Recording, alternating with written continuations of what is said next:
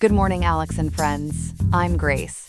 Today is Wednesday, June 25th, 2025, and you're listening to Alex's News.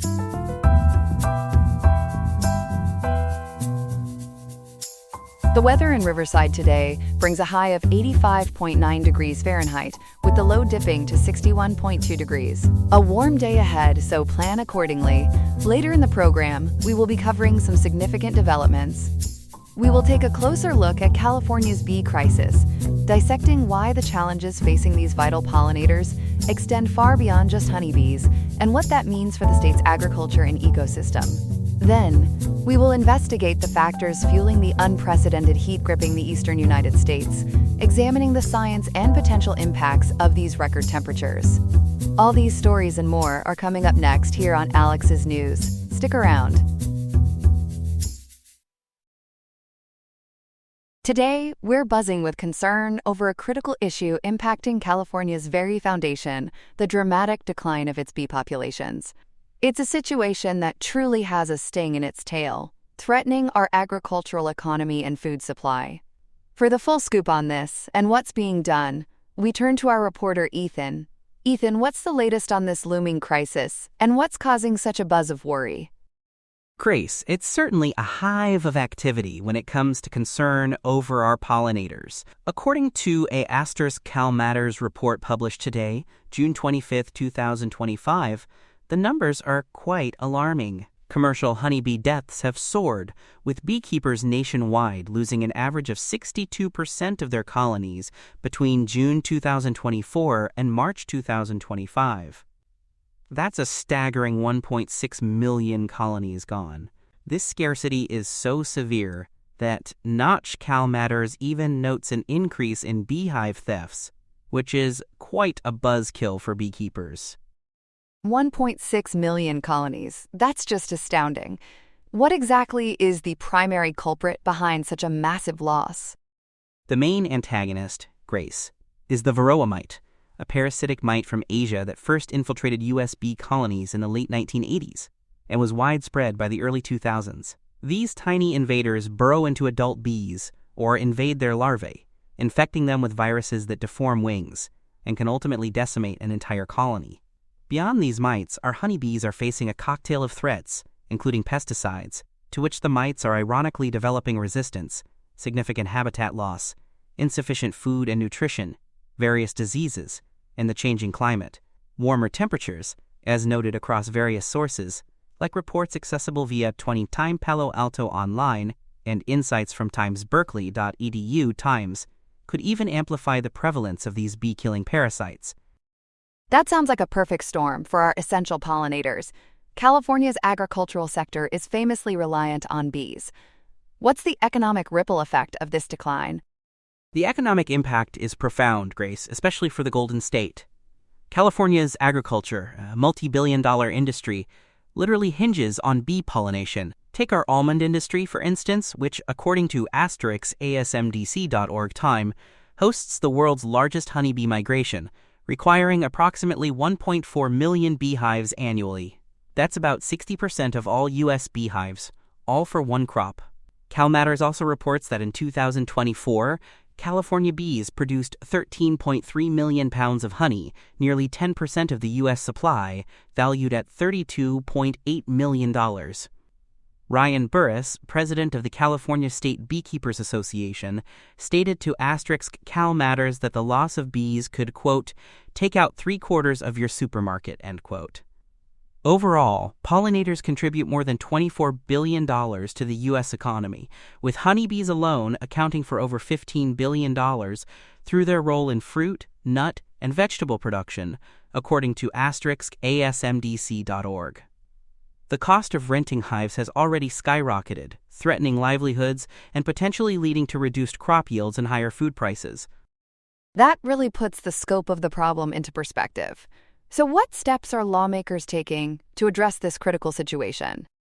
Well, Grace, Central Valley lawmakers are indeed buzzing with legislative solutions. The state assembly overwhelmingly passed Assembly Bill 1042, or AB 1042, earlier this month. This bill, authored by Stockton Democrat Assemblymember Rhodesia Ransom and co-authored by Reading Republican Assemblymember Heather Hadwick, aims to establish a managed honeybee health program. Cal Matters and *ASMDC.org Times explain that this would direct the California Department of Food and Agriculture to provide grants for projects and research supporting managed honeybees. These grants could help beekeepers and farmers plant more forage crops, buy feed, or even purchase probiotics, with estimated funding ranging from hundreds of thousands to a few $1,000,000. Assemblymember Ransom stated that the bill is, quote, integral at maintaining our ability to be self-sustaining and contributing to healthy foods in the U.S. and across the world, end quote. That sounds like a good start, but is funding an issue? And what's the bill's current status? Funding is definitely a hurdle, Grace, as California faces a $12 billion budget shortfall, as noted by Cal Matters. As for its journey through the legislative hive, AB 1042 has passed the State Assembly and was referred to the Senate Committee on Agriculture on June 11, 2025. However, a publicly available schedule for the committee's meeting on July 1, 2025, which is just 6 days from now, did not include AB 1042, meaning it awaits a hearing. It's also crucial to clarify that this is a new AB 1042 from the 2025-2026 session, not the one from the previous session concerning pesticide-treated seeds that became law last year, which took effect January 1, 2027, as *legiskin.com's and *environmentamerica.org, Tom's highlight. That's a vital distinction. Now, while managed honeybees are crucial, California is also home to thousands of native bee species. How do they fit into this complex picture? Grace, you've hit on a critical point that's often overlooked. California boasts approximately 1,600 species of native, unmanaged pollinators, including wild bees, bumblebees, and butterflies. Analyses from timesberkeley.edu Time and timesresearchgate.net Times highlight their immense economic and ecological contributions. These wild, free-living bees contribute an estimated $937 million to $2.4 billion annually to California's agricultural economy, accounting for over a third of all pollination services for the state's crops, which have a net value of $11.7 billion per year, according to timesberkeley.edu and timesca.gov. Ecologically, native pollinators are keystone species responsible for pollinating over 80% of flowering plants, thus supporting plant reproduction, biodiversity, and providing food and habitat for a wide array of other wildlife, as emphasized by timescnps.org and timesexercise.org. They've co-evolved with local flora, making them uniquely effective at pollinating native plants and contributing to ecosystem resilience, as planting-natives.com Time notes. So they're not just important, they're foundational to our natural ecosystems. Are these native populations facing similar declines, or perhaps even worse? Unfortunately, Grace, their decline is arguably more severe and systemic than that of managed honeybees. The most significant drivers are habitat loss and widespread pesticide use, as detailed by timesUCANR.edu Times and timesexercise.org Times. The conversion of natural landscapes into vast monocultures due to intensive agriculture, particularly in areas like the Central Valley, removes their diverse floral resources and nesting sites, leading to significant drops in wild bee populations. According to *TahoeQuarterly.com, pesticides, especially neonicotinoids, pose a grave threat, with overwhelming scientific evidence linking them to bee declines, cited by timespana.org Times and timesearthjustice.org. These neurotoxic insecticides can be lethal even in trace amounts, and impair a bee's ability to forage and reproduce, as timesYale.edu Nime notes. State water testing has detected neonicotinoids in the vast majority of samples across California, as reported by timeskeesq.com. Just look at the western population of the monarch butterfly, which has experienced a staggering 99% reduction since the 1980s. Several native bumblebee species, like the crotches, Western, and Franklin's have also seen dramatic declines, as documented by Times monarchjointventure.org and timesexercise.org. That's incredibly disheartening, and I've heard some discussion that supporting the managed honeybee industry could actually have unintended consequences for these native species. Is there any truth to that? Yes, Grace, it's a nuanced issue, but scientific evidence suggests that high densities of managed honeybees can inadvertently harm native pollinators. Studies have found what's called, quote, exploitative competition, end quote, where managed honeybees outcompete native bees for nectar and pollen, monopolizing resources and leading to shifts in native foraging patterns and potentially smaller populations, according to research found on *zenodo.org DIMES and *nih.gov DIMES. While managed honeybees are effective generalists, they may not be as efficient at pollinating certain native plants compared to their co-evolved native counterparts, and their foraging behavior can sometimes lead to lower quality seeds in native plants due to increased self-fertilization, as noted by Times naturalareas.org and *alp.com. Plus, managed honeybee colonies can be a source of novel diseases that can spill over into wild pollinator populations, according to *scholarship.org. It's a complex balance. It certainly is.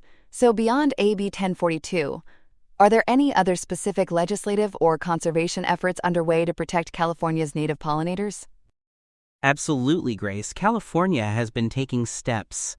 The Pollinator Protection Act, signed into law in October 2023, will ban the over-the-counter sale of neonicotinoid pesticides for non-agricultural use starting in 2025, as reported by Times CaliforniaAgNet.com. A landmark 2022 court decision also allowed the California Fish and Game Commission to list 4 imperiled bumblebee species as endangered under the California Endangered Species Act, affording them greater legal protection, noted by TimesGoodNewsNetwork.org and *trackbill.com.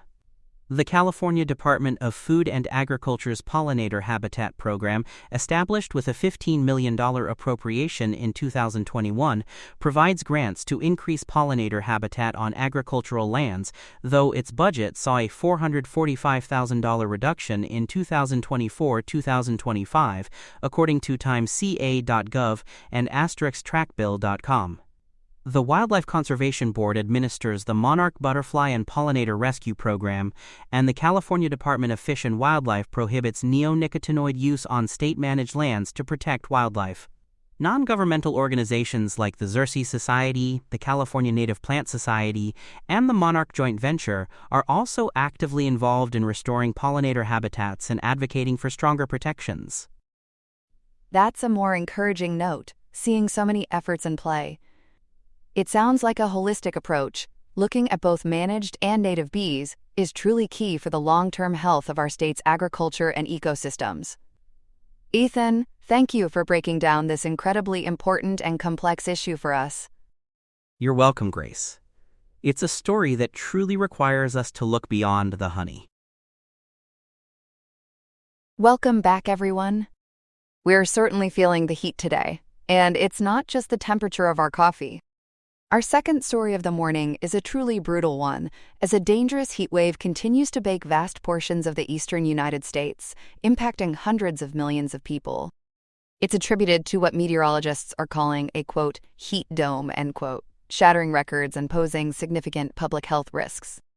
For more on this scorching situation, we turn to our reporter, Chloe. Chloe, how widespread is this relentless heat, and how long can we expect it to last? Grace, it's an incredibly expansive event, and it's certainly putting us all to the test. This heat wave kicked off over the weekend, intensifying dramatically on Monday and Tuesday, and today, Wednesday, June 25th, we're expecting even more record-high temperatures. According to CBS News, over 125 million Americans were under heat alerts as of Tuesday, making it one of the most expansive heat alert events ever recorded. NBC News reported nearly 160 million people were affected, stretching from eastern Texas all the way to Maine. And the New York Post suggests an even wider reach, estimating over 228 million people across the entire eastern half of the U.S. are projected to be impacted. That's an astonishing number of people to be under the thumb of this heat. Can you tell us which areas are seeing the worst of it, and are there any signs of relief on the horizon? Absolutely, Grace. Major population centers from the Midwest to the Northeast are under, quote, extreme heat warnings, end quote, which is the most severe heat alert the National Weather Service issues. We're talking about the heavily populated I-95 corridor from the South Carolina-North Carolina border all the way up through Washington, D.C., Baltimore, Philadelphia, New York City, and Boston, extending west to Detroit and Pittsburgh. While many of these warnings are set to expire Wednesday evening, NBC News reports that some areas, particularly in the Mid-Atlantic, are expected to experience significant cumulative impacts through Thursday and the eastern Ohio Valley into Friday.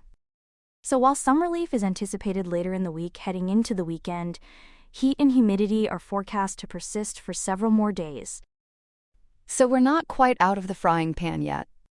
You mentioned record-breaking temperatures. Can you give us a sense of just how hot it's been, and some of those specific records that have been broken? It's been absolutely sweltering, Grace. Temperatures during this event have consistently been 10 to 20 degrees Fahrenheit above seasonal averages, according to CBS News and NBC News. The combination of extreme heat and high humidity has led to, quote, feels like, end quote, heat index readings reaching up to 110 degrees Fahrenheit in some areas, and well into the triple digits across the region, potentially climbing as high as 115 degrees Fahrenheit. The New York Post specifically noted a, quote, feels like temperature, end quote, of 112 degrees near Baltimore. NBC News even drew a stark comparison, stating that cities like New York City and Washington, D.C. were experiencing temperatures comparable to Death Valley. Death Valley comparisons are certainly a wake-up call. What about specific cities? Have any notable records truly taken a beating? They certainly have, Grace. On Tuesday, several cities either tied or shattered long-standing temperature records. Philadelphia reached 100 degrees Fahrenheit, marking the first time the city hit this mark since 2012, according to CBS News. New York City's Central Park, as reported by NBC News, saw a preliminary record of 99 degrees, while the New York Post noted it tied its 1888 record at 96 degrees. Boston hit 100 degrees, with NBC News specifying 101 degrees, setting a new all-time June monthly record. Newark International Airport, New Jersey officially reached 101 degrees Fahrenheit, and NBC News reported Newark tied its June record of 103 degrees. Overall, NBC News states that more than 60 record-high temperatures were set across the country on Monday alone, with more expected. And that brings us back to the term, quote, heat dome, end quote. Chloe, for our viewers who might not be familiar, can you explain what exactly a heat dome is and why it causes such oppressive conditions? Of course, Grace. A heat dome is essentially an area of high pressure in the upper atmosphere. Think of it like a giant lid or a cap over a region. This meteorological phenomenon traps hot air and humidity beneath it, preventing it from rising and dissipating. This leads to dangerously high temperatures and, in some cases, can even contribute to poor air quality because pollutants get trapped too. Both CBS News and NBC News have highlighted this as the primary cause of the current relentless conditions, allowing the heat to just build and build. That's a great analogy, Chloe. Now, beyond the discomfort, what are the significant dangers and impacts of this kind of intense heat? I know we've heard about power grid issues and public health concerns. The impacts are wide-ranging and very serious, Grace. Public health is a major concern. The first heat waves of the season are particularly dangerous because our bodies haven't adjusted to the warmer temperatures. Some areas have seen a sudden 40-degree jump from the previous week. Extreme heat, as CBS News points out, is the leading cause of weather-related deaths, even more than floods or tornadoes. Vulnerable populations, like children, older adults, and outdoor workers, are especially at risk. Tragically, NBC News reported a woman in St. Anne, Missouri, died on Monday from heat-related causes. And in Paterson, New Jersey, over 100 people required medical treatment during 2 outdoor graduation ceremonies on Monday when the heat index climbed to 107 degrees.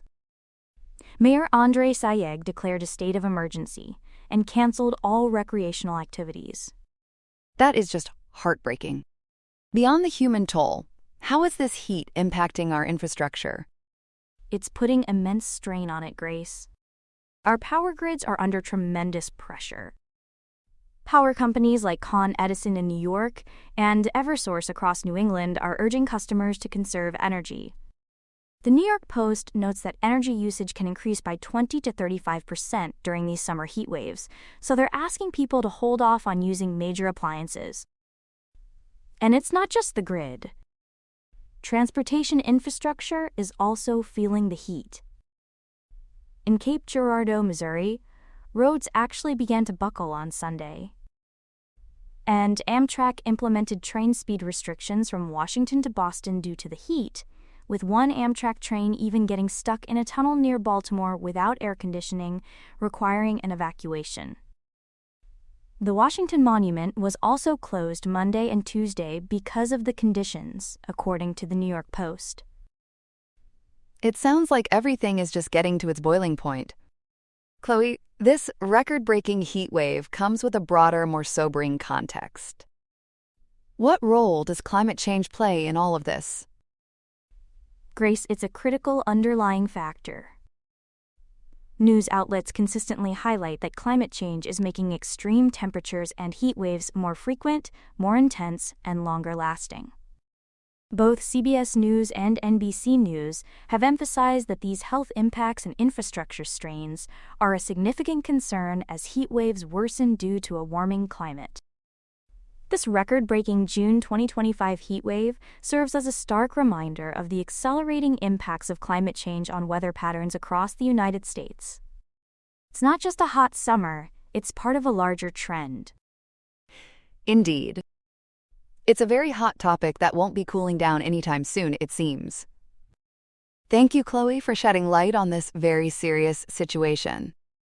That was Chloe with the very latest on the heat wave gripping the eastern U.S., with reporting from CBS News, NBC News, and the New York Post. Here are some other headlines. In California, a federal judge has ordered the Trump administration to turn the lights back on for scientific research. The administration must restore millions of dollars in canceled grants to the University of California system. U.S. District Judge Rita F. Lynn called the abrupt terminations a blatant violation of the law, criticizing what she termed quintessential viewpoint discrimination. The administration had been axing funding for projects with keywords like diversity and equity, which the judge said likely violates the First Amendment. The ruling is a major win for researchers studying everything from wildfire smoke in marginalized communities to racial equity in STEM education. It seems the administration's cost-cutting agenda, driven by the Department of Government Efficiency, is now facing a costly legal bill of its own. Meanwhile, in Oregon, it's a striking new development for labor rights. Governor Tina Kotek has signed a landmark law granting unemployment benefits to striking workers. After a 2-week waiting period, workers on the picket line can receive benefits for up to 10 weeks. The bill initially failed after proposing a 26-week benefit period, but this 10-week compromise was enough to pass. The new law makes Oregon the very first state to extend such protections to public sector employees, a move that supporters say will level the playing field during contract negotiations, especially in the wake of recent high-profile teacher and nurse strikes in the state. Turning to New York, a makeshift arrangement is becoming a troubling new norm. A new report reveals that hotels have become the state's default answer to a growing homelessness crisis. Statewide spending on hotels to house homeless families has tripled to $110 million, with nearly half of all sheltered households outside New York City now living in hotel rooms. This costly reservation, however, comes with a steep price for families who are left without access to kitchens, childcare, or the support services found in traditional shelters. It's a policy checking families into a crisis with few ways to check out, as counties often pay more for a motel room than the fair market rent for an actual apartment. In North Carolina, a legal battle over the governor's power has ended in a split decision. A 3-judge panel ruled that Democratic Governor Josh Steen cannot be forced to pick from a party-approved list when filling vacancies on the state's highest courts. However, the court upheld other parts of a Republican-backed law, including one that transfers one of the governor's appointments on the powerful Utilities Commission to the state treasurer, who recently appointed a climate change skeptic to the board. It appears the balance of power in Raleigh remains a work in progress, with this ruling leaving some gubernatorial powers intact while others have been adjourned. And finally, it's a sinking feeling for one shipping company, as the cargo vessel Morning Midas has tragically lost its golden touch. The ship sank in the North Pacific on Monday, weeks after a fire broke out on board.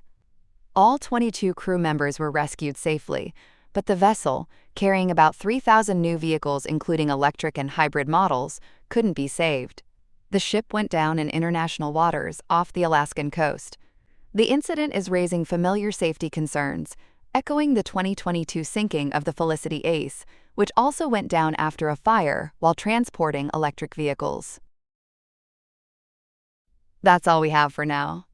Today's episode was made by Alexander King with Claude Sonnet 4.0, Gemini Pro 2.5, Gemini Flash 2.5, and Google Cloud Text-to-Speech. I hope you have a great day. I'll see you tomorrow, Alex.